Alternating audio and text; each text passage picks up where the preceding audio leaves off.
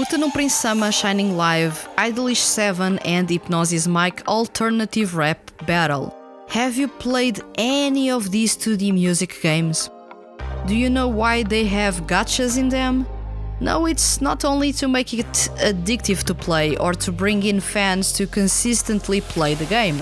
It is primarily to cover for the ridiculously expensive production and launching costs behind creating a 2D music game. In this episode, let's check how expensive it is to create and launch a 2D music game. Let's kick off this episode of SEIYUU Lounge.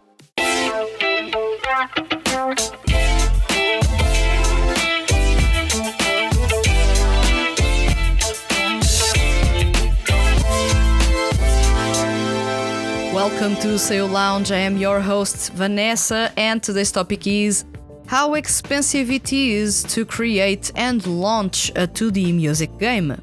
In this episode, you and I will be talking about Japanese mobile game development, especially 2D music games, and the costs associated with creating games such as Uta no Prince-sama Shining Live, Idolish 7 and Hypnosis Mic Alternative Rap Battle.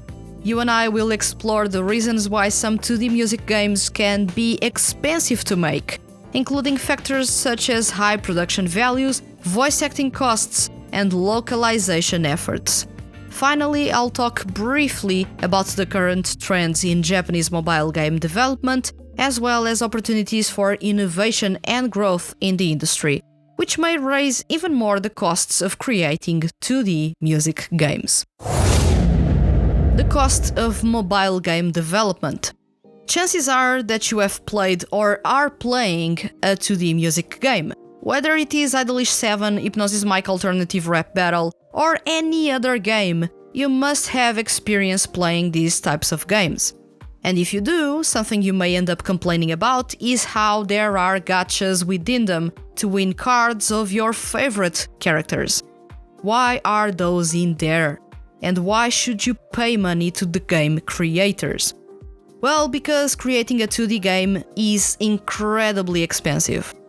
Believe it or not, creating and launching a 2D music game can cost from roughly $500,000 to €2 million or dollars. That's a lot of money for a mobile game. So to have a gacha gimmick within the game is a way to pay for those expenses and eventually make some profit or even finance the addition of more content, voice lines or new art. But let's check the costs of creating a 2D music game. Development costs. Development costs are a crucial aspect of the overall cost of a 2D music game or anime game. Some of the key factors that contribute to development costs include the salaries of developers and artists, because hiring a talented and experienced team of developers and artists is essential for creating a high-quality game. In Japan, salaries for game developers and artists can be higher than in other countries, contributing to the overall development cost. Salaries for SEIYUU. SEIYUU are ranked F to A, with A-ranked SEIYUU being the ones that charge the most. SEIYUU sets their prices per project, per word, page, or even per recording time. Depending on the game, SEIYUU may be paid per word or page. And that is expensive when you think about those projects that only have high-profile SEIYUU, which are usually ranked between C and A. Tools and technology, because developing a 2D music game often requires the use of advanced tools and technology, such as game engines, graphic design software, and animation software.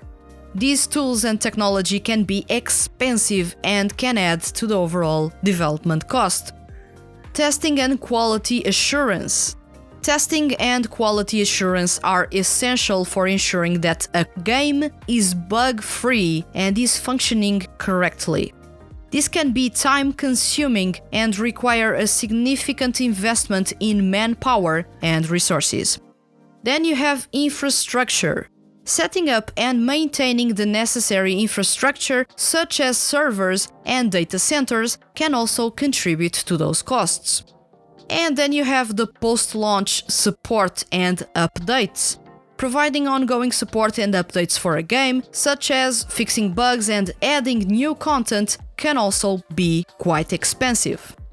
Development costs can make up a significant portion of the overall budget for a 2D music game. Carefully managing these costs and ensuring that resources are used efficiently will make it possible to create a high-quality game while staying within the budget that has been settled for it, and quite possibly turn in some profit that can lead to more quality content added to it. Voice acting and music costs.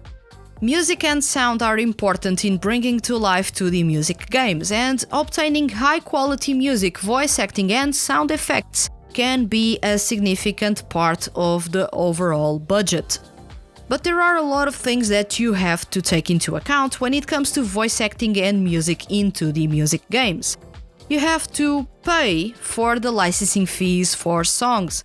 In some 2D music games, songs are created for the game or are brought from the CD series they were a part of into the games. Well, those need to be licensed, and licensing can vary in price per song.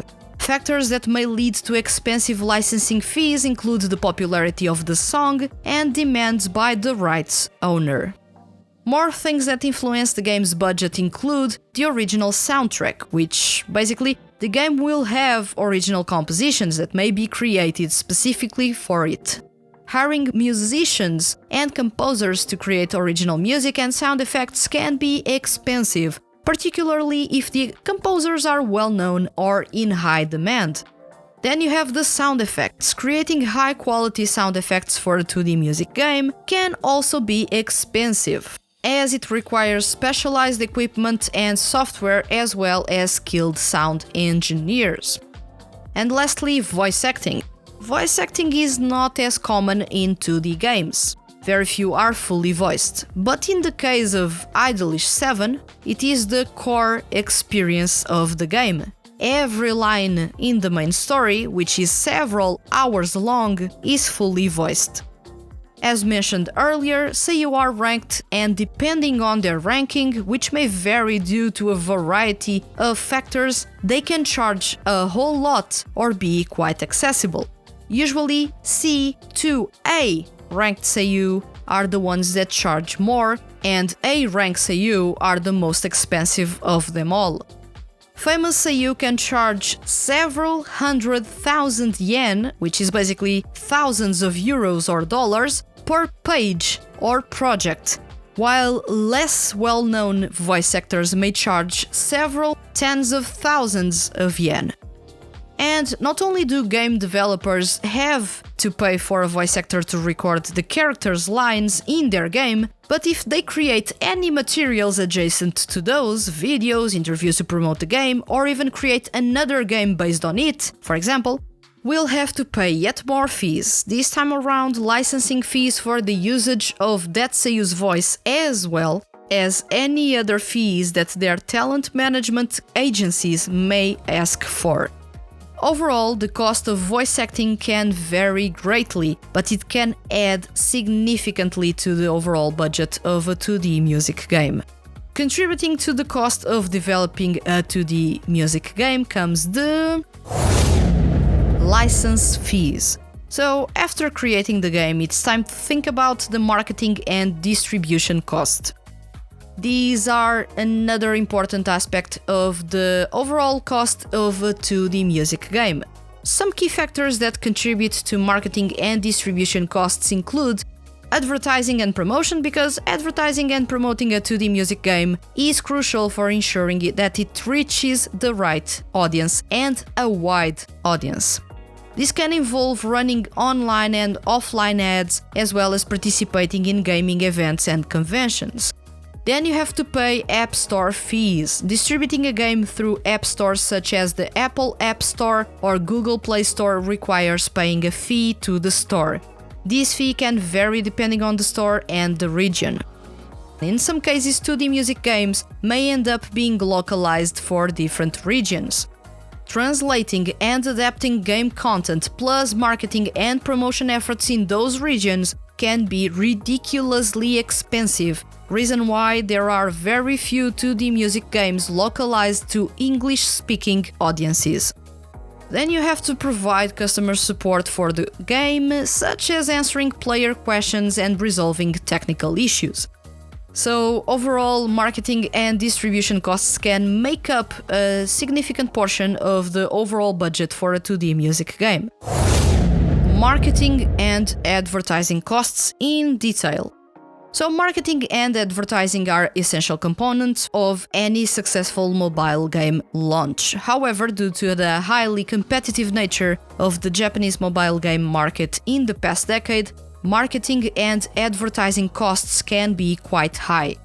If developers want their games to reach their potential players, they have to pay magazines to feature their games in it, pay to SEIYUU to give interviews or appear on videos to promote the game, pay for ads on the web, TV, or even create offline ads throughout Japan.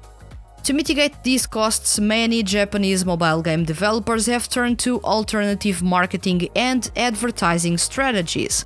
For example, some have partnered with popular anime and manga franchises to leverage their existing fan bases and promote their games. That's where collaboration events come into the picture. Another way is to perfectly create engaging social media content that resonates with their target audience.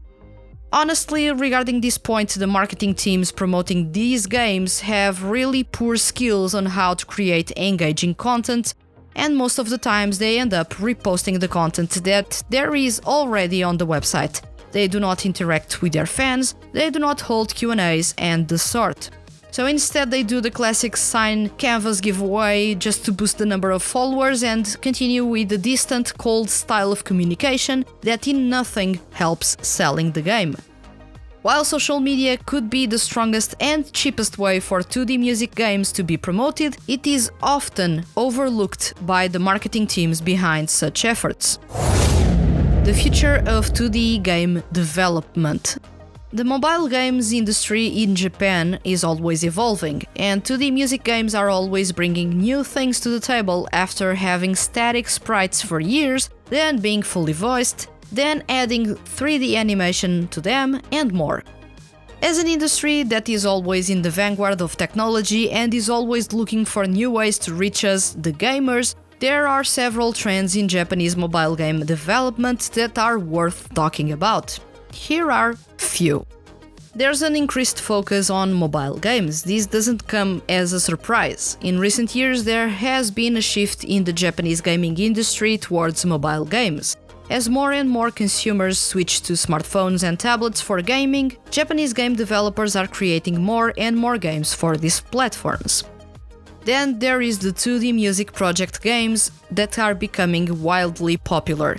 Seeing the popularity of Uta no Prince-sama Shining Live, Idolish 7, Ensemble Stars and Hypnosis Mic Alternative Rap Battle, many other 2D music projects have been tempted to join in and try their luck at launching a 2D music game. There is potential here for innovative games based on unique or interesting 2D music projects, but with a lot of a careful look into the market.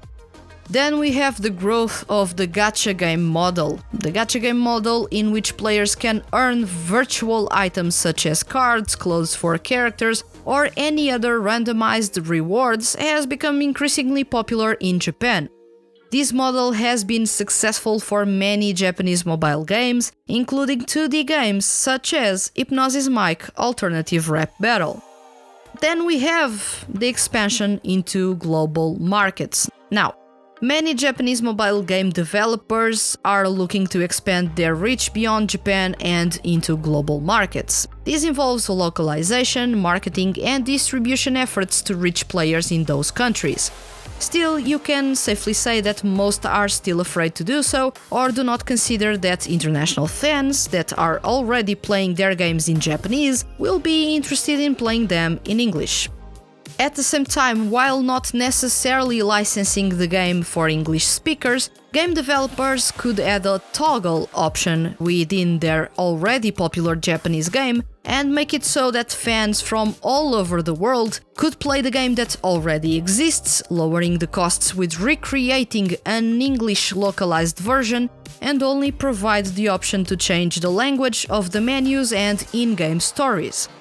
It could be cheaper, only needed to have content translated and increase the server's capacity instead of creating an English version of the already working Japanese game and having to restart events and story for many people that are already playing the Japanese version, even if resorting to fan translations to understand what is going on. Still, there is an interest by 2D music game makers in bringing their games to international fans, and you saw that with Uta no Prince-sama Shining Live and Ensemble Stars. However, it is worth noting that no 2D music game has lasted long enough in its English-speaking version.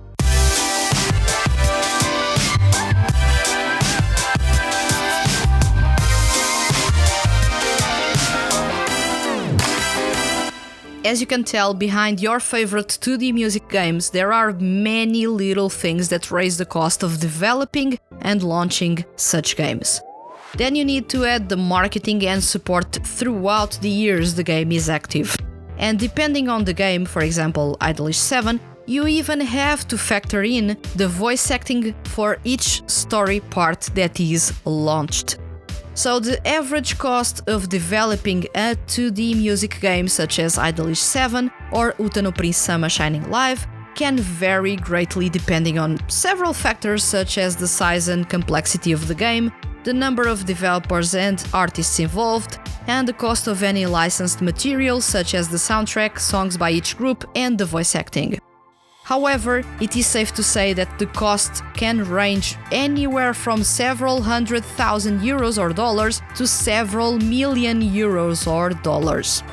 And it's important to note that this cost doesn't include marketing and advertising expenses, which can add significantly to the overall budget.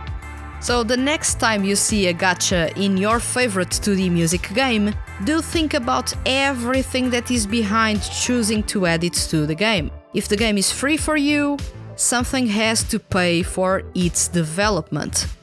At the same time, the costs I mentioned in this episode are a big reason why some of your favorite 2D music projects don't have a game.